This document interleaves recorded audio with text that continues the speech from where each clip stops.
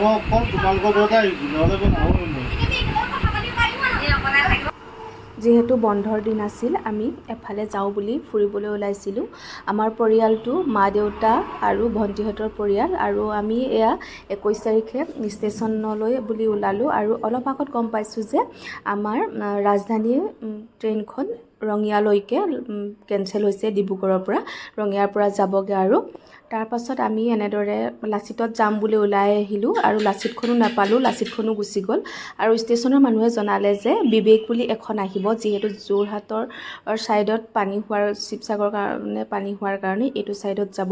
আৰু আমাৰ দৰে বহুতো তেনেকুৱা ৰাজধানীত যাবৰ কাৰণে মানুহ আহিছিলে, একেদৰে দাৰ্জিলিং ফুৰিবৰ কাৰণে। জেনেৰেল ডবাত AC ডবাত কাটি ফাৰ্ষ্ট ক্লাছ AC ৰাজধানীত কাটিছিলোঁ, আৰু এয়া গতি এয়া হ'ল এইফালে এয়া ওপৰত উঠি ল'লে।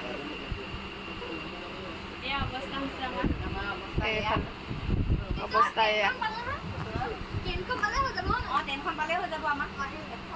পানগেনা আকৌ সেইটোৱেতো লাগে জেনেৰেল।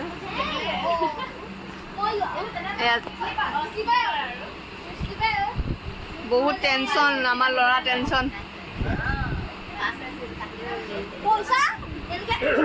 এয়া একদম ৰাজধানী ফাৰ্ষ্ট AC কাটিছিলে, কেবিন নম্বৰ। এয়া এতিয়া ওপৰত উঠি ল'লে। মই তহঁতৰ ঘৰতে, নহ'লে মই নাহোঁ। মই অকল তোমালোকৰ ঘৰতে আহিছোঁ, নহ'লে মই নাহোঁ মই।